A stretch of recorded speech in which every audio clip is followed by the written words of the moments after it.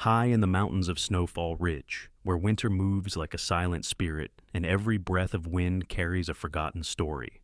One quiet night changed everything.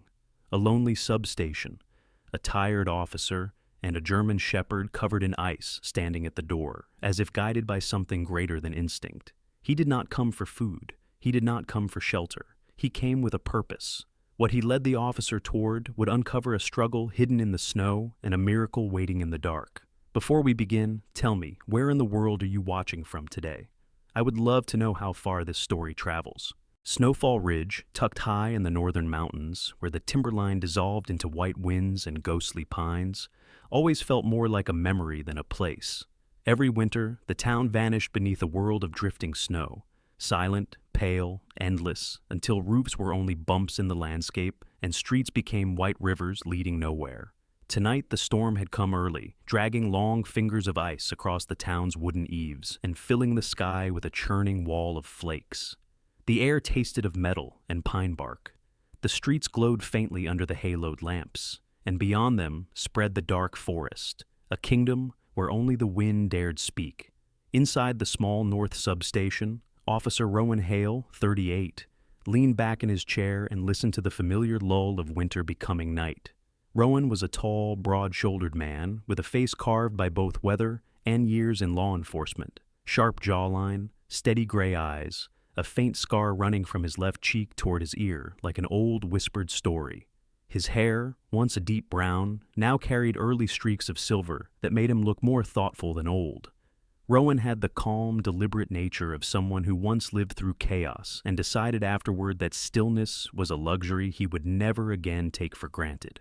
12 years ago, he had been a rising star of a major city K-9 unit, committed, intense, unbreakable, until a warehouse explosion during a narcotics raid took his partner's life and left Rowan with burns on his shoulder and a sorrow he wore like an invisible badge.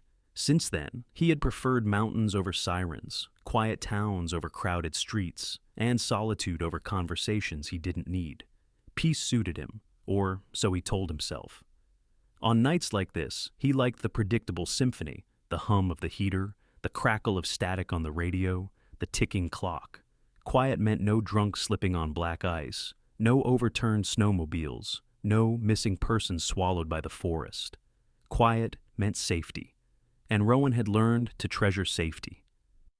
Outside the frosted window, the storm thickened, turning the world into a slow-moving tide of white. Rowan wrapped his hands around a cup of coffee that had long lost its warmth. He stared at the photograph pinned beside the large county map on the wall, a younger version of himself kneeling beside a German shepherd named Valor, the dog who had saved his life more times than he could count. Valor's ears were pricked, his posture regal, his coat a blend of black and sable. Rowan's smile in the photo was faint but real. Now, years later, he spoke softly to the picture as if it were a friend he hadn't quite learned to say goodbye to. "Good days," he murmured. He didn't expect an answer. What he heard instead was a bark, not a distant one muted by the storm or a wild one from the woods.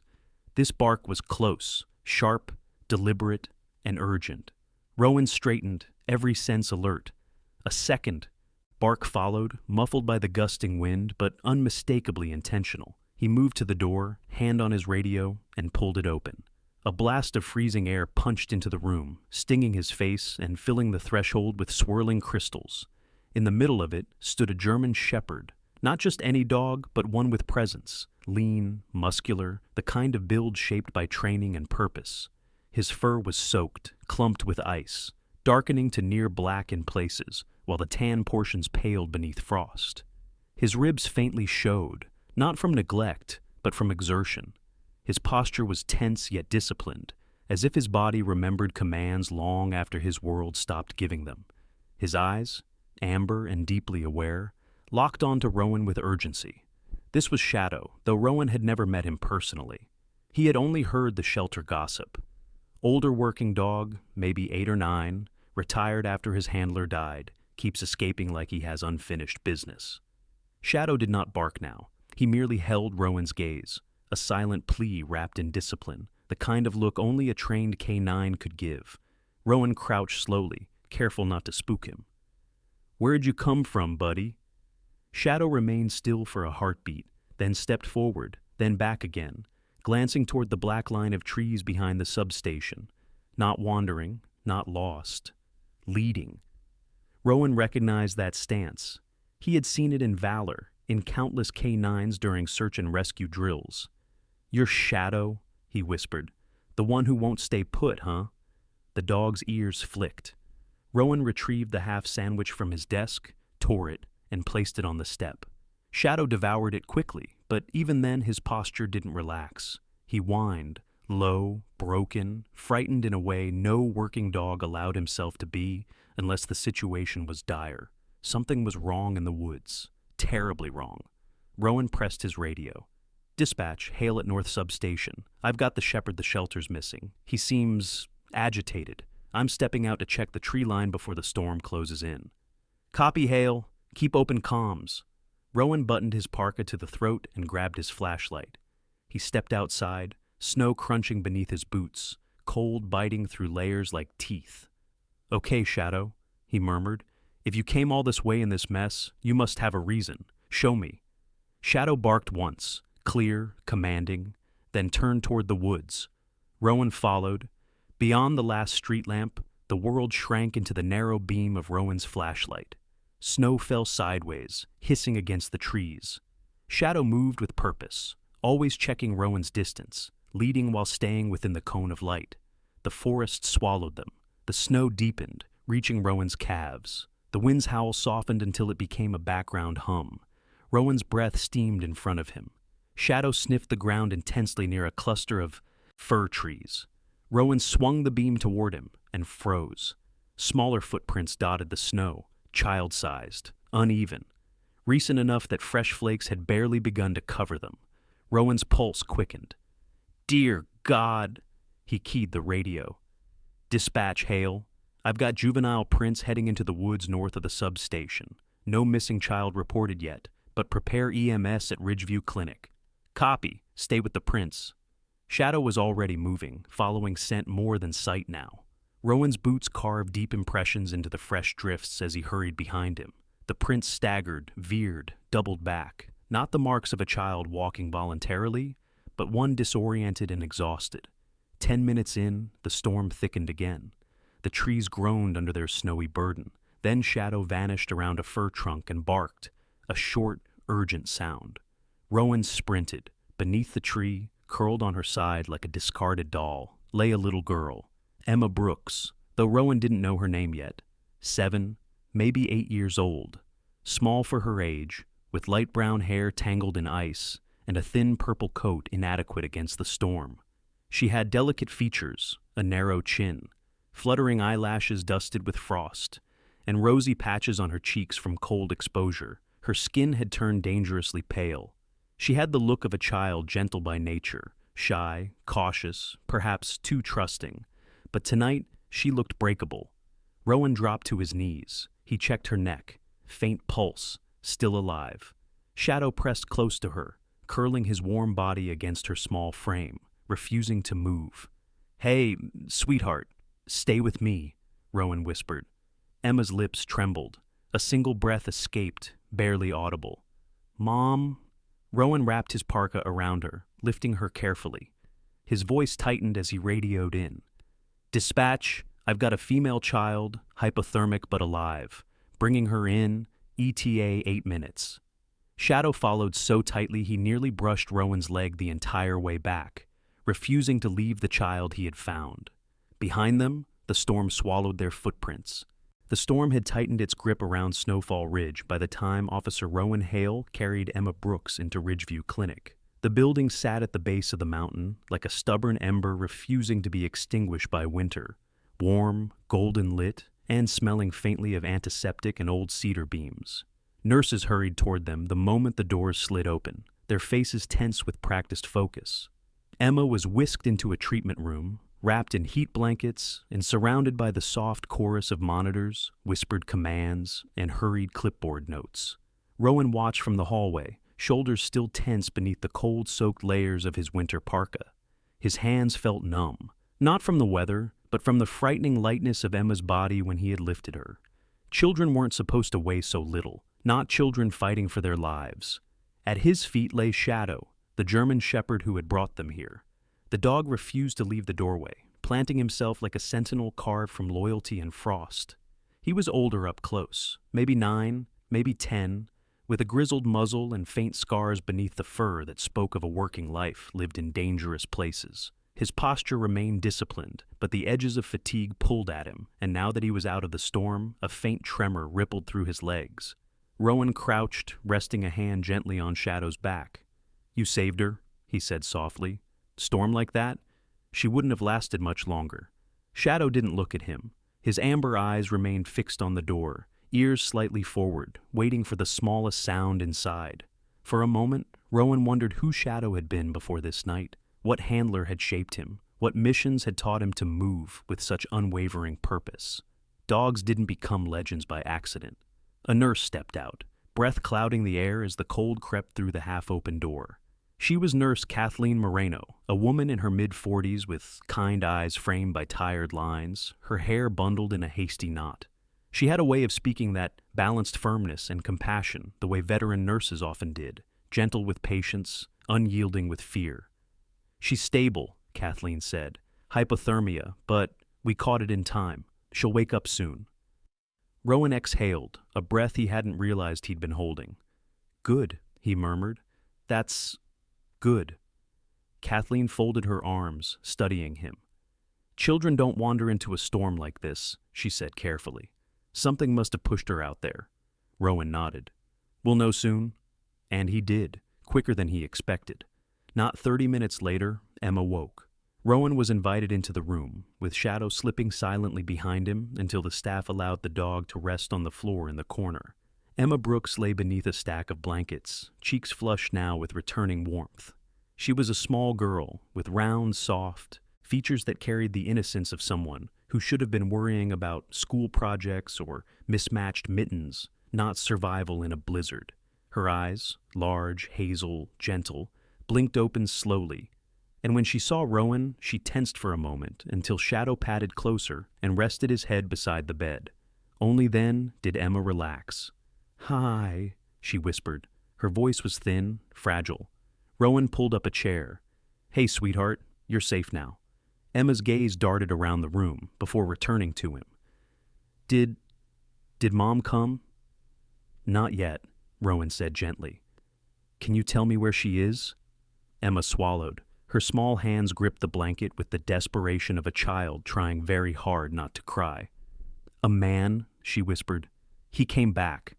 Rowan's posture stiffened. "Do you know his name?" Emma nodded slowly. Grady Pike. Mom said never to open the door if he came. She said he was angry all the time. After Dad died, he kept coming around. She tried to make him stop." Rowan remembered the file, an old restraining order, warnings that had never escalated into charges. Grady Pike had once worked with Emma's father at the lumber mill. There had been incidents, drunken arguments, paranoia, conspiracies whispered into shadows. A man slowly unraveling and choosing blame instead of healing. "Mom told me to hide in the closet," Emma continued, voice quivering. "But I heard shouting. She screamed. I came out too soon." Tears trembled at the edge of her lashes. "He grabbed her. She told me to run." Rowan leaned forward slightly, his voice a steady anchor. "You did the right thing, Emma." "I got lost," she whispered. I thought if I found someone, I could help her." Shadow nudged his head toward her hand, and Emma stroked his muzzle gently, grounding herself. Rowan stood. "Emma, I promise we will find your mom. Shadow and I are already looking." Emma nodded with a bravery far greater than her small frame should have allowed. "Bring her back, please." "We will," Rowan said, and he meant it. Dawn arrived as a faint gray smudge behind thick clouds. Snowfall Ridge shimmered beneath a fresh layer of white. The town quiet, as though collectively holding its breath. Rowan drove to the Brooks residence with Deputy Mara Keene, a woman in her early 30s with short-cropped black hair and sharp, observant eyes. Mara was the kind of deputy who never wasted words. Her personality was a blend of dry humor, stubborn resolve, and a protective streak hidden under sarcasm. She stood slightly shorter than Rowan, but her confidence lent her an air of height. She had once been a wildfire ranger before joining the sheriff's department. Years spent fighting the mountains themselves had given her a certain unbreakable energy. "If Pike took her," Mara said as they stepped up the snow-laden porch, "he won't get far. Storm's too thick, and he's not exactly subtle," Rowan agreed. He could feel Shadow's tension beside him. The dog stood alert, ears forward, as though already remembering the scent he had traced the night before. The front door bore fresh splinter marks, wood cracked where it had been forced open. Inside, the house looked like a story interrupted mid-sentence. A child's drawing lay crushed on the floor. A mug lay shattered near the kitchen doorway. Cushions had been thrown aside. It wasn't the chaotic mess of a robbery. It was the violence of intent. Rowan moved through the hallway, flashlight sweeping across framed photos. One showed Laurel Brooks, a woman in her mid-30s with warm eyes, light brown hair pulled into a loose bun, and a smile that looked soft but weary, as if she carried more stress than she let people see. Laurel worked at the local bakery, and Rowan had spoken with her once before, just a passing conversation about winter parking ordinances. He remembered her as gentle, polite, and slightly guarded, a woman who tried very hard to appear stronger than the grief of losing her husband 2 years earlier. Mara picked up a photo of Laurel holding Emma at the lakeside 2 summers back. "She looks kind," Mara murmured. "Hard to imagine what she's dealing with." "We'll find her," Rowan replied. Shadow moved down the hallway, nose low, and stopped at the master bedroom. A drawer was partially open. A restraining order lay half pulled from it. Rowan scanned it quickly. Laurel Brooks, Grady Pike, 6 months old, violent threats, stalking behavior, and at the bottom, Laurel's signature, letters shaking slightly as if written in haste or fear. "He came prepared," Mara said quietly. "He knew exactly where to go." Shadow suddenly turned toward the back door and gave a soft, urgent whine. Rowan followed him outside. Snow had drifted thick against the porch steps, but beneath fresh accumulation, faint impressions remained, dragged footprints, chaotic patterns of struggle. Rowan's jaw tightened. "This is where he took her." Mara nodded grimly. "We'll get crime techs to sweep this place, but Shadow is our best tracker in this weather." Rowan looked down at the dog, whose muscles had stiffened into alert tension. "All right, partner," Rowan murmured. "Show us." Shadow moved toward the tree line with the confidence of a dog returning to a trail he had never truly stopped following. Rowan followed him into the rising light of the storm-muted morning.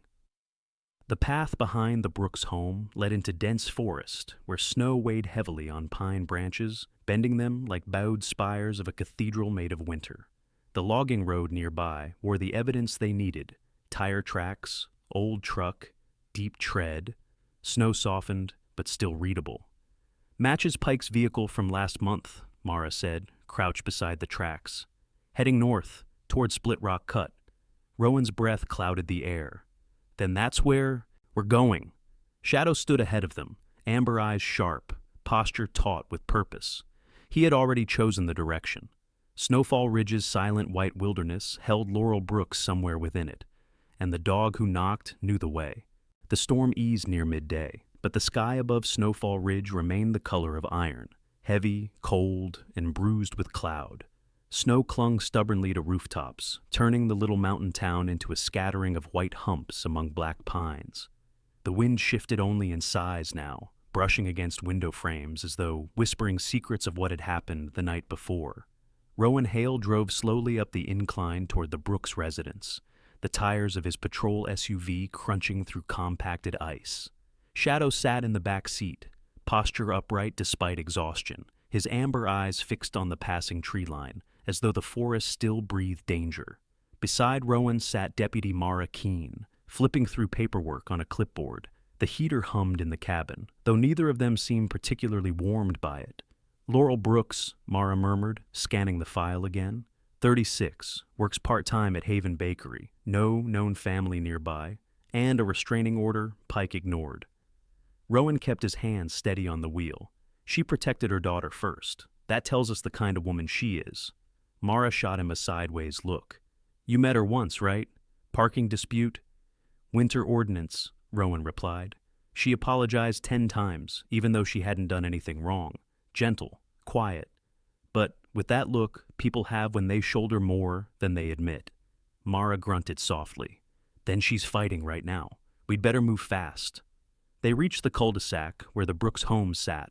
Modest, 2 stories, pale blue siding dulled by frost, and a small porch half buried in snow. A child's pink bicycle leaned on its side, wheels frozen in place.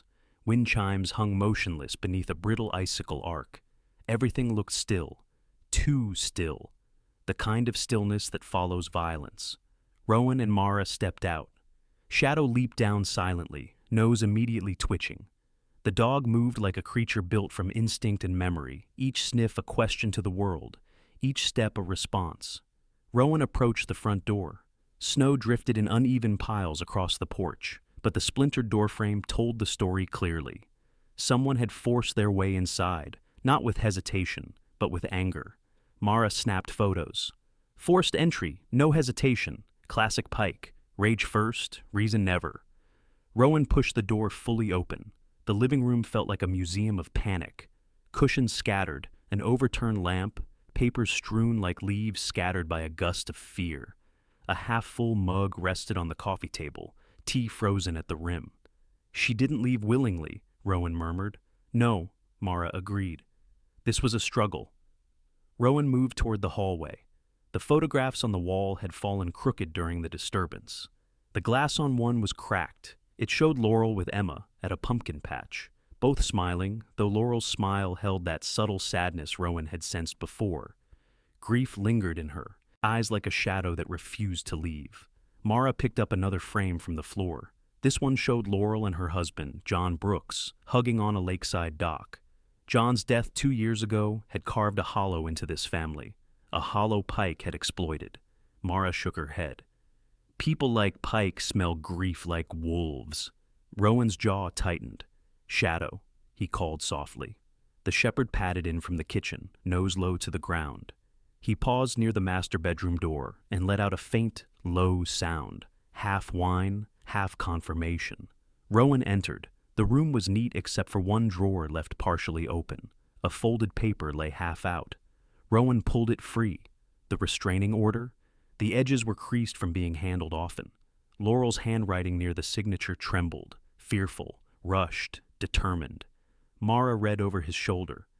She tried to do everything right, and he came anyway. Rowan replaced the paper gently on the nightstand. On the bed lay a scarf, pale blue, soft wool, one end lightly dusted with snowflakes, as though someone had dragged it through the storm. Laurel's scent still clung to it. Rowan swallowed. She didn't go far on her own. Shadow suddenly trotted toward the back door. Rowan followed. Outside, the snow had been disturbed, not with clean footprints, but with chaotic drags and indentations indicating someone was pulled.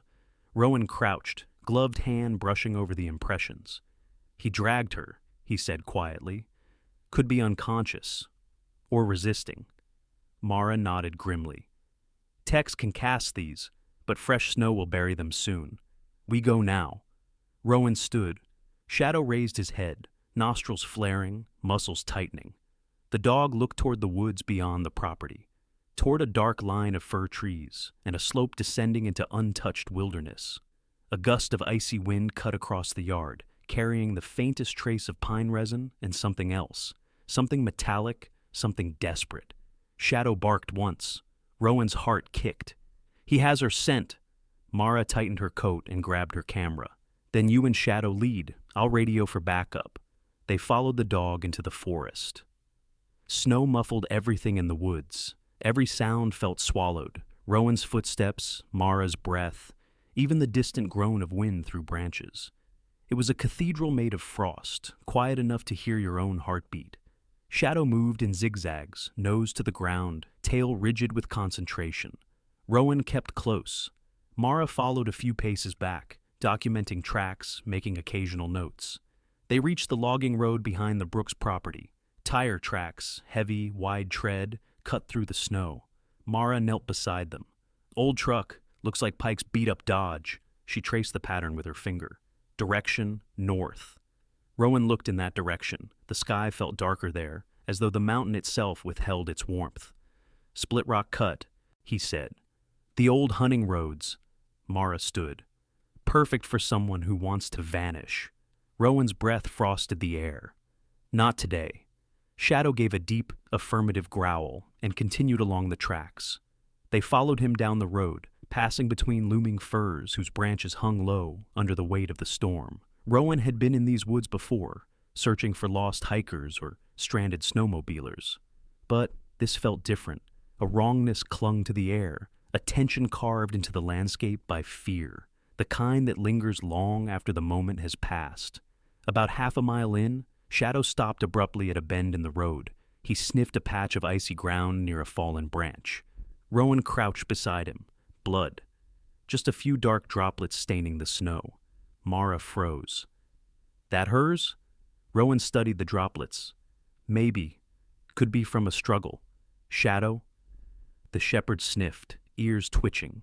His body tensed, then he let out a low whine. Not a cry of fear, but a signal, a confirmation. Rowan exhaled. Laurel had been here, still alive then, or wounded. He's carrying her, Rowan murmured, probably keeping her quiet. He's desperate now. Desperate people are dangerous, Mara said. Let's move. They pushed forward. The road narrowed, curving around a steep drop where the rock face jutted like a cracked tooth. Rowan recognized it instantly. Split Rock Cut. He keyed his radio. Dispatch, this is Hale. We're on the North Logging Road heading toward Split Rock. Truck tracks present. Possible blood trace. Requesting additional units to station at the lower junction. Do not advance without my call. Copy, Hale. Units en route. Rowan lowered the radio. Shadow was already ahead. Past the bend, a dim shape emerged through the thinning veil of snowfall. A cabin, small, weather-beaten, leaning slightly to one side as though tired of standing. Smoke no longer came from the chimney, but the area around the cabin bore signs of activity. Footprints, a discarded can, a piece of torn fabric caught on a splinter of wood. Mara muttered, "This is it." Rowan nodded. "We approach slow." They circled the cabin, weapons holstered but ready, scanning every shadow. Inside the cracked window they saw a bedroll, empty food cans, and a lantern burned low hours before. Signs of frantic movement, signs of haste. And on a nail by the door, Laurel's necklace, the small silver leaf pendant glinting faintly. Rowan's stomach tightened. He had her here. Mara's eyes narrowed. Then where is she now? Shadow answered for them.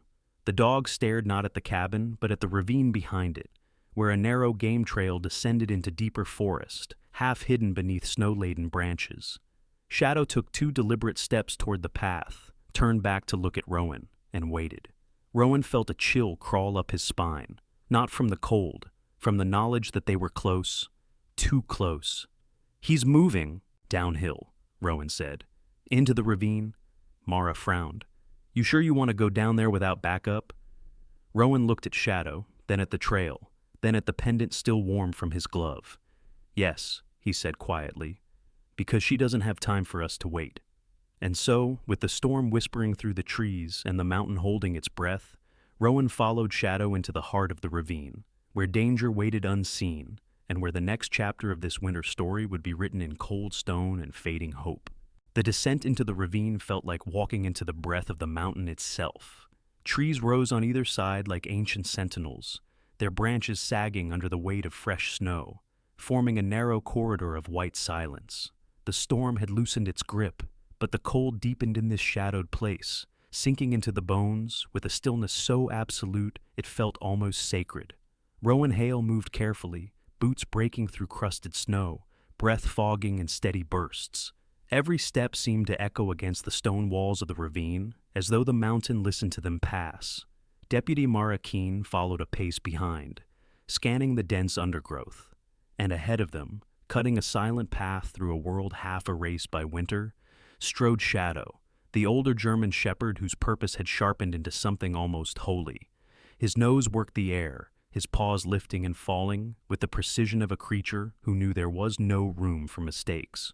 Rowan watched the dog with the quiet reverence of someone who understood what it meant for a life to hinge on instinct. "He's pushing hard," Mara murmured. "He knows she's close." Rowan nodded, jaw taut. He had tracked dozens of missing persons in his career, lost hikers, distraught teens, injured hunters. But none of those searches had felt like this, carved with urgency and threaded with fear. This time, The victim wasn't just someone from town. She was a mother, a woman who had fought grief too long and too alone, and she had been dragged into the winter by a man whose mind had splintered like old wood. Laurel Brooks deserved to walk out of this ravine alive. Ahead, the game trail widened into a flat shelf of rock. A faint indentation marked where someone had stumbled, heel dragging, toes scraping against frozen earth. Shadow paused, sniffed, then pressed on, ears forward, body tense with recognition. They moved deeper until the trail twisted sharply around a wall of stone. As they rounded the bend, the woods thinned into a clearing, a small hollow sheltered by the looming rise of Split Rock Ridge, and there, hunched beneath the dark silhouettes of fir trees, sat a cabin. Rowan knew the place. Everyone in Snowfall Ridge did. An old hunting shack from the logging days, long abandoned, its windows cracked like fractured ice, and its roof sagging under decades of winter burden. It was the kind of structure that absorbed stories, some true, many whispered, until it felt less like a building and more like a memory trapped in wood. "Charming as always," Mara muttered. "Place gives me the creeps." "Then it's exactly where Pike would go," Rowan replied. Shadow's tail stiffened. The dog moved toward the cabin slowly now, as if reading the air for signs of danger. Rowan followed, hand brushing the holster of his sidearm.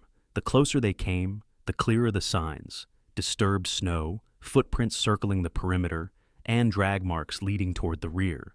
Someone was definitely here, Mara said. Rowan tried the door. It creaked open with the reluctant groan of old hinges. The cabin was cold, cold in a way that didn't belong to winter, but to abandonment.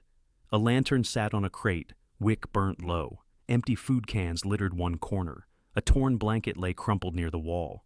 On a rusty nail beside the door hung a pale blue scarf. Laurel's. Rowan touched it gently, feeling the faintest trace of warmth left by a body that had clung to it not long ago. "She was alive here," he said. Mara scanned the floor. He didn't stay long, too exposed. He moved her again. Shadow paced in a tight arc, sniffing the ground, then turned to the shattered window at the cabin's back. Beyond it stretched a slope leading deeper into the ravine, steep, rocky, dangerous. Rowan saw faint impressions on the slope, where someone had tried to descend, dragging something heavy. "He's desperate," Rowan said softly. "And getting sloppy." Mara huffed a cold breath. "We're gonna have to go down there, aren't we?" "Afraid so." They circled to the back of the cabin. The descent was steeper than it looked, coated with uneven slabs of ice. Rowan tested the ground with his boot. Shadow nimbly hopped down, steady despite his age. Mara muttered something about hazard pay before following. The ravine tightened further until the walls nearly touched. Their footsteps echoed off stone, muffled by snow. The air grew colder, sharper, like glass waiting to break. And then Shadow stopped, completely. His body stiffened, ears forward, tail horizontal. Rowan froze. "Shadow?" The dog inhaled deeply, then again. Then he gave a single bark, short, urgent, signaling found something. Rowan pushed ahead, heart thundering. At the bottom of the ravine, partly hidden behind a curtain of frozen branches, was a small cave entrance, a shallow depression in the rock, more like a natural shelter than a true cavern. Against the cave mouth lay footprints, large ones, deep in the snow, and smaller indentations where knees had pressed down. Rowan pulled his flashlight, angled the beam through the narrow opening. The cave's interior flickered to life, dim lantern light, discarded rope fibers, and a dent in the snow where someone had sat. "She was here," Mara whispered. "Recently." Rowan stepped closer. His breath hitched. A broken necklace chain lay partly buried in the snow. Silver. Laurel's leaf-shaped pendant glinted faintly beneath the frost. Rowan picked it up with gloved fingers. "He's pulling her along this ravine," he said, "toward the eastern slope." Mara exhaled slowly. "What's even out that way? Cliff edges and a frozen stream." "A desperate man doesn't think straight," Rowan answered. Shadow moved again, nose to the ground. He gave a low whine, then took off, slowly at first, then with increasing certainty, down a narrow trail branching off from the cave. Rowan followed immediately, Mara on his heels. The trail wound through a series of tight switchbacks. Snow spilled down in soft cascades from branches overhead. The air filled with the distant sound of water. frozen, cracking, shifting like an old world stirring beneath the ice. Then, somewhere far ahead, they heard something else. A sound carried faintly through the thick winter silence. A voice, weak, strained. Rowan stopped cold. Mara lifted her head, eyes wide. Was that? Rowan didn't wait. Laurel! The name echoed down the ravine, bouncing off the rock. Silence followed. Then, help! A whisper, a broken thread of sound woven through the wind. Rowan's pulse surged. Shadow barked sharply and sprinted forward. Move! Rowan commanded. They pushed through the narrowing path, branches clawing at their coats, breath tearing at their lungs.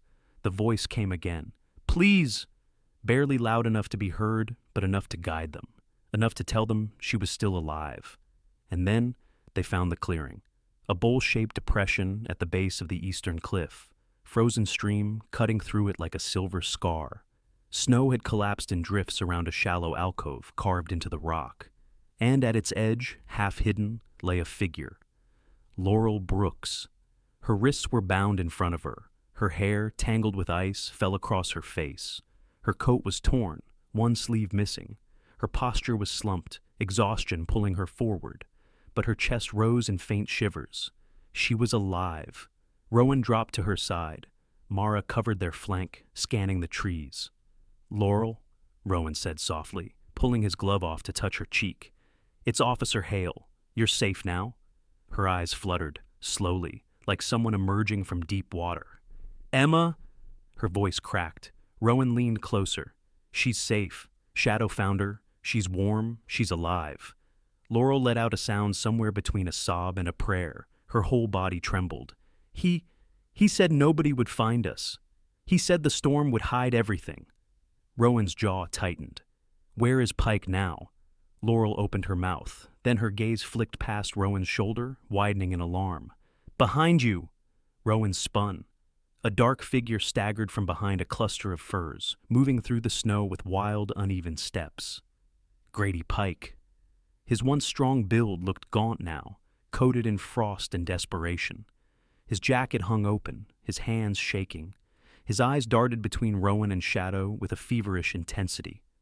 You weren't supposed to follow, Pike rasped. You weren't supposed to hear her. Rowan rose slowly, placing himself between Pike and Laurel. It's over, Grady. Pike shook his head violently. No, she lied. John lied. They all lied. You don't know what they did to me.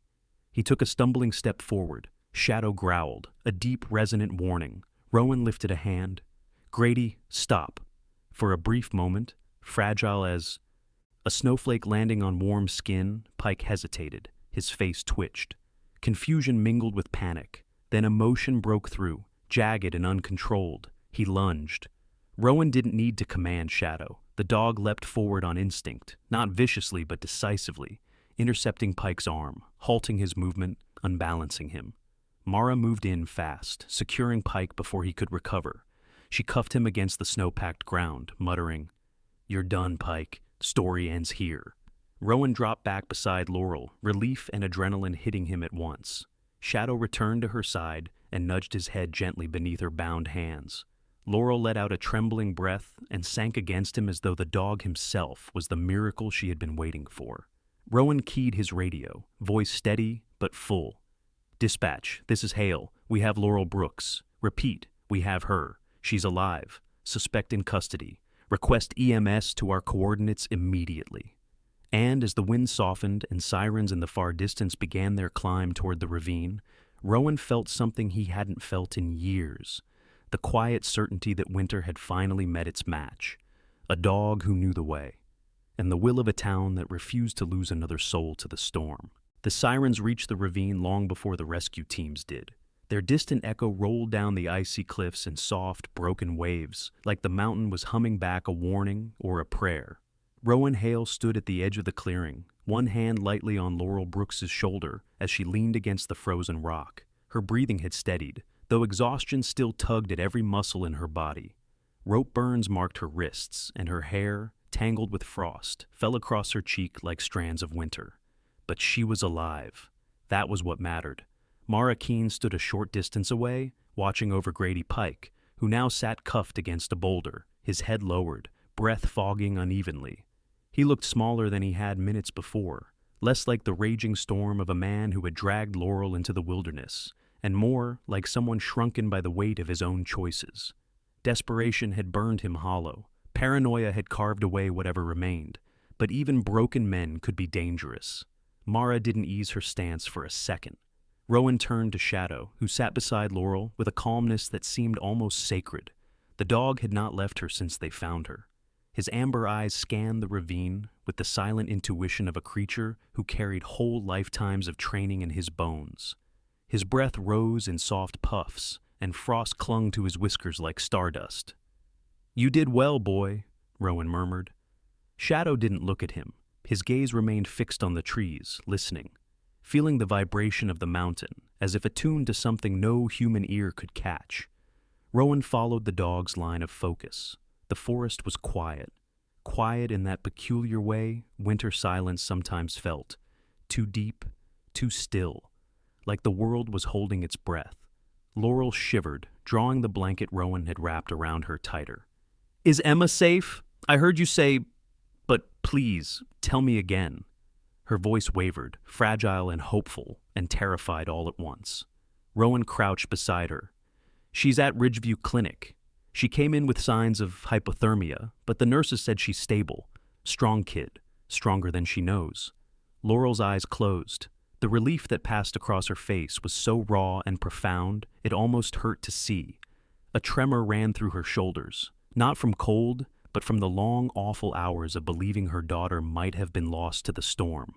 When she looked up again, tears clung to her lashes like frozen pearls. "You found her because of him," she whispered, gaze shifting to Shadow. He saved my child," Rowan nodded. "Twice, I think. First by tracking her, then by tracking you." Shadow finally looked toward her, ears softening, something gentle flickering in his eyes. An echo of loyalty that hadn't dimmed even after losing his original handler. Laurel reached out a trembling hand, and Shadow pressed his head into her palm. The moment felt like a vow sealed in winter air. Behind them, Pike stirred. "You weren't supposed to find her," he muttered. Mara nudged him firmly back against the rock. "Quiet!" But the words continued spilling from Pike's mouth like a river that had long overflowed its banks. "It wasn't supposed to be like this.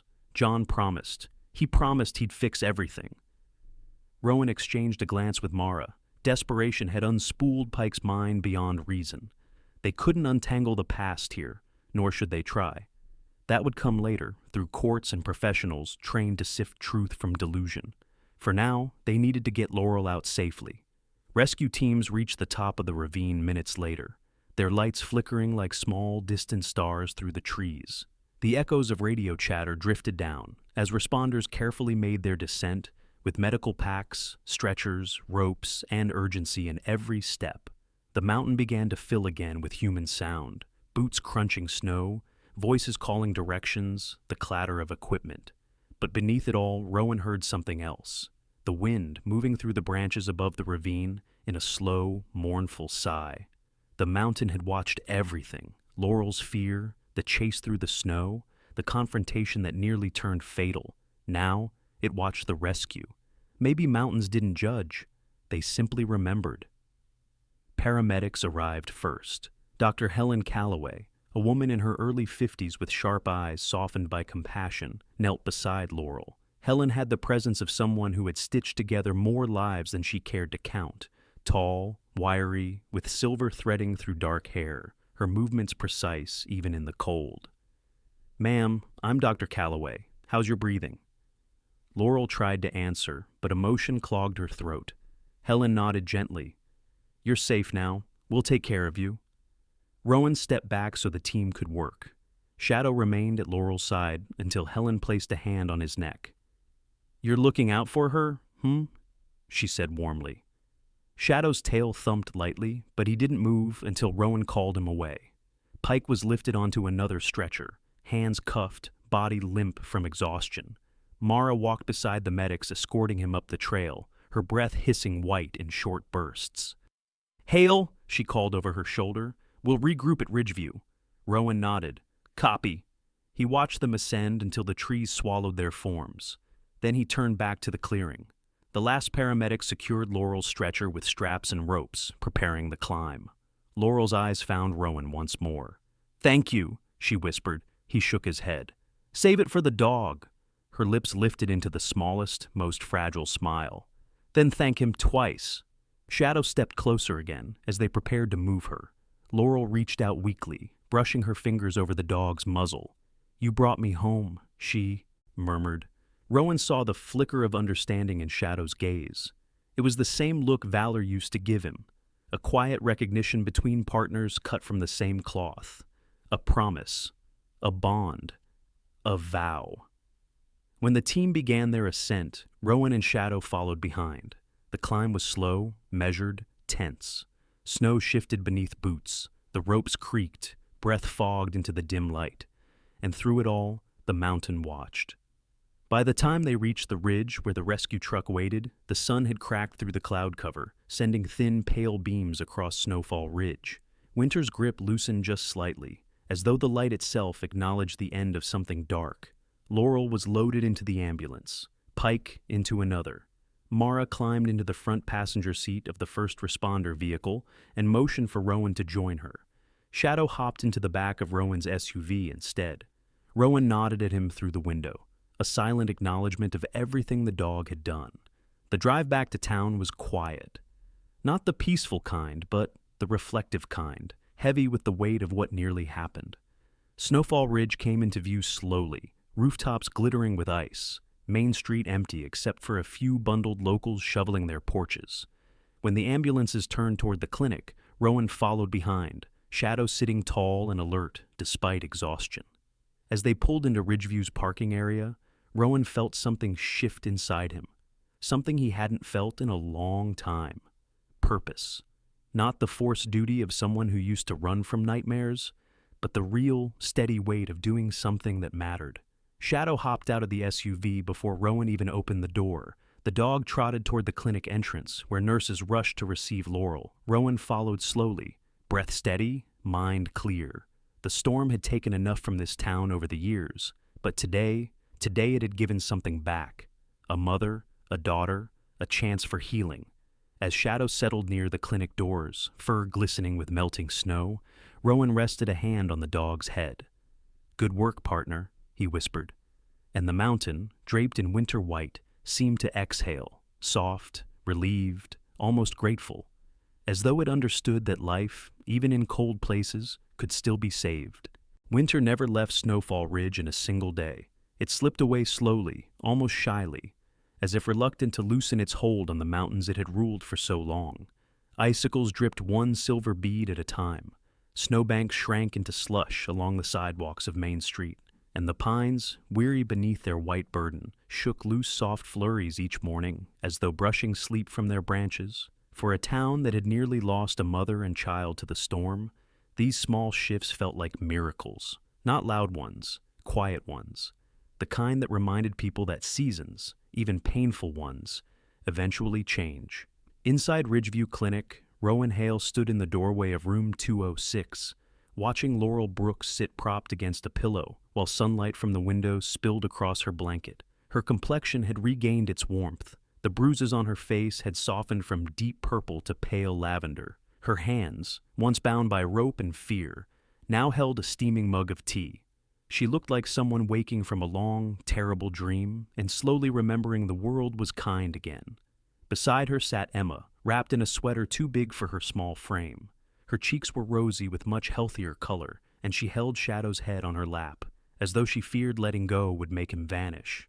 Shadow lay stretched across the floor, his chest rising with slow, satisfied breaths. The dog looked tired, bone-tired, but peaceful in a way only working animals did after fulfilling a duty no one else could have done. Laurel brushed a hand through Emma's hair. "Did you thank him today?" Emma nodded solemnly. "Twice," she said, "like you told me." Laurel's smile warmed the room. Rowan cleared his throat gently. "Morning." Both mother and daughter looked up. Emma grinned. Laurel's eyes softened with gratitude that seemed endless. "You don't have to keep checking on us," Laurel said, voice quiet. "We're safe now." Rowan stepped inside, arms folded loosely. "Maybe." but I think checking in is allowed. Besides, he nodded toward Shadow. My partner refuses to leave his shift. Shadow thumped his tail against the floor, proving the point. Emma bent to hug his neck, burying her face in the thick fur. He can stay forever if he wants. Laurel's gaze drifted to the window, where snow still clung stubbornly to the distant ridge. I didn't think we'd have a forever after that night. Rowan sat on the chair beside her bed, posture relaxed but eyes still carrying the memory of the ravine. A lot of things came together that shouldn't have, he said. Shadow breaking out, you holding on, Emma finding her way as far as she did, search teams getting in before the weather turned again. All of it mattered. Laurel took a shaky breath. I don't understand why Shadow came for us. He didn't know us. Rowan looked down at the dog. There are dogs who were born for families, he said quietly, and dogs who were born for storms. Shadow lifted his head, amber eyes meeting Rowan's, a look heavy with unwritten stories. He was a working dog once, Rowan continued. Maybe some part of him can't let go of that. A need to protect anyone who's fragile, anyone who's lost in the dark. He nodded toward Emma. And that night, he chose you. Laurel reached out and rested a hand lightly on Shadow's head. Then we owe him more than we can ever repay. Shadow closed his eyes, accepting the touch with simple grace. A knock sounded on the door. Deputy Mara Keene stepped inside, her short black hair still damp from the melted snow outside. Laurel, Mara said with a warm smile, you look 1,000,000 times better today. Laurel returned the smile. That's thanks to all of you? Mara crossed her arms, leaning casually against the wall. Pike's in custody. Sheriff says the state's taking over, given the whole abduction, fleeing into the mountains, resisting arrest situation. Her tone carried her usual dry edge, but something softer lived beneath it. You won't have to see him again unless you want to. And even then, only by video testimony. Laurel nodded and closed her eyes for a moment, as relief washed through her. What happens now? She whispered. Rowan answered gently. What happens now is you rest. Emma gets to go home. Your neighbors will help. And when you're ready, life will start again. Different, maybe slower, but better. Laurel swallowed. Do you really think that? Rowan's expression warmed. I've seen winters end before, even the long ones. 1 month later, Snowfall Ridge transformed. Main Street filled with the sound of hammers and laughter. Children splashed in puddles along melting sidewalks. The mountains shed their icy armor, revealing streaks of green like veins of rebirth running down the slopes. The smell of cinnamon and warm bread drifted from a freshly painted storefront on the sunny side of the street. A new sign hung above the door. Emma and Laurel's Hearth, Bakery and Coffee. People in town had waited weeks for this morning. The mayor came with scissors for the ribbon cutting. Neighbors gathered in scarves and light jackets. Even tourists passing through stopped to see what all the fuss was about. Inside, the bakery glowed with the amber warmth of exposed brick walls, wooden shelves, and small lights strung along the ceiling like captured fireflies. The air carried the heavenly scent of Laurel's cinnamon rolls, soft spirals glazed with butter and sugar, and Emma's slightly lopsided ginger cookies. Laurel stood behind the counter, apron tied snugly around her waist, hair pulled back, cheeks flushed with the happiness of someone who had fought hard to earn this peace. Emma darted between tables, offering dog-shaped biscuits she had helped bake. When she saw Rowan enter with Shadow at his side, she ran over immediately. I made these for him, she announced proudly, thrusting a small plate of homemade treats. But he has to share one with you. Maybe. Rowan raised an eyebrow. Shadow and I will negotiate. Shadow sniffed the biscuits with great seriousness before eating one in a single satisfied crunch. Emma giggled. Laurel approached from behind the counter, carrying 2 cups of freshly brewed coffee. She handed one to Rowan, her eyes shimmering with emotion. I've been meaning to say it again, she said softly. Thank you for everything. Rowan shook his head, nodding toward Shadow. I was just the man who opened the door. He's the one who did the hard part. Laurel smiled. Maybe, but you followed him into the storm. Some people wouldn't have. For a long moment they stood in the gentle bustle of the bakery, warm mugs in hand, laughter filling the air. plates clinking softly from nearby tables, as though nothing in the world had ever been cold. Outside, the mountains shimmered with sunlight, their peaks still dusted with the last stubborn traces of winter. Some townsfolk said everything that happened, the rescue, the miracles, the timing, was simply luck. Others, lighting candles in the small church on the hill, believed the night Shadow knocked was an answered prayer. Rowan didn't argue either way. He just looked at the dog lying peacefully at his feet, Emma tucking a napkin around him like a blanket, and Laurel watching her daughter with a quiet, unshakable joy. Sometimes miracles weren't thunder or fire. Sometimes they were a knock at the door, a dog who refused to give up, a child who kept walking through the snow, a mother who never stopped hoping, and a winter that finally let go. Rowan took a slow sip of his coffee, warmth blooming in his chest. Not a bad ending, he murmured to himself, for a night that started with a stray in the snow. Shadow sighed contentedly, paws twitching as he drifted into a soft dream. Maybe chasing angels, maybe leading them. The mountains seemed to exhale with him, a final whisper of winter melting into spring. In our lives, God's miracles rarely arrive with thunder or bright flashes of light. More often, they come quietly, through a loyal dog who refuses to give up, a stranger who chooses compassion, or the strength he places in our hearts when the world feels cold. Just as Shadow led Rowan through the storm, God guides us through our own battles, even when we cannot see the path ahead. He works through simple moments, small acts of courage, and the unexpected kindness that reminds us we are never alone. If this story touched your heart, share it with someone who needs hope today. Leave a comment with your thoughts, and remember to subscribe for more stories of courage and faith. May God bless you and your family with protection, peace, and light in every season. And if you believe in the quiet miracles God still sends into our lives, type Amen in the comments.